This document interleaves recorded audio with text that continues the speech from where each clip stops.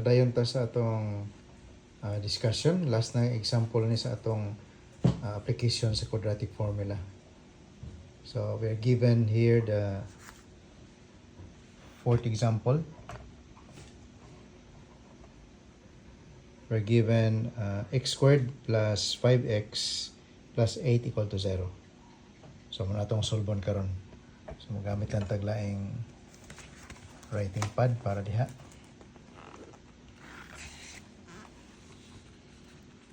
Okay, so maurag gihapon no, atong pangitaon ang mga values sa A, B, and C. So muna siya ang initial step na to. So from this given, ang atong A is equal to 1, coefficient na siya sa x squared. Yang atong B, coefficient na siya sa atong x, which is the middle term or second term, that is equal to 5. And our C, so muna siya equal to 8. Then again, the next thing to do is to write down the formula of quadratic. So x is equal to minus b plus and minus square root of b squared minus 4ac divided by 2a all over 2a. So this is our quadratic formula. So plug in lang nato ang mga values to solve for x. So x is equal to, ang atong b is 5, so minus 5 plus and minus square root of our b is 5 squared minus 4, our a is equal to 1, our c is equal to 8. And divided by 2 times 1. So x is equal to minus 5.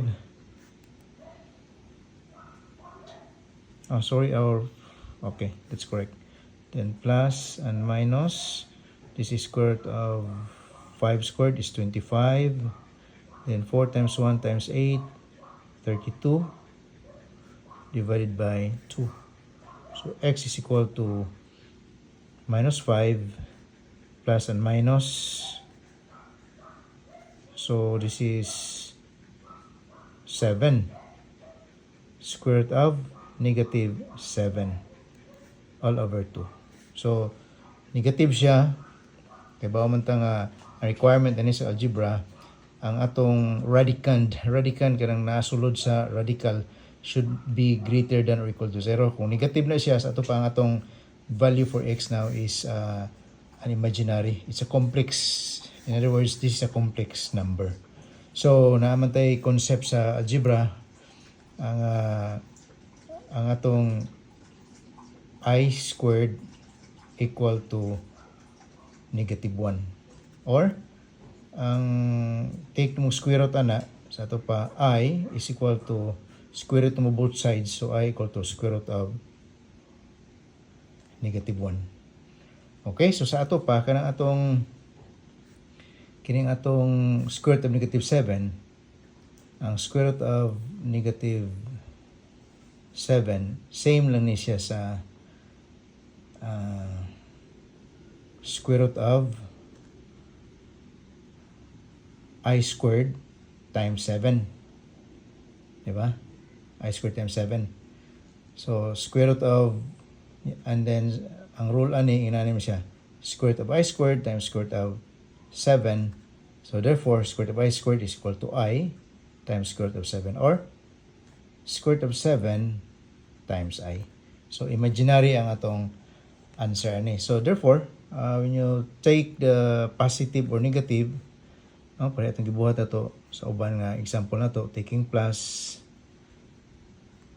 so x equal to minus 5 plus ang square root of 7 na to, muna siya equivalent,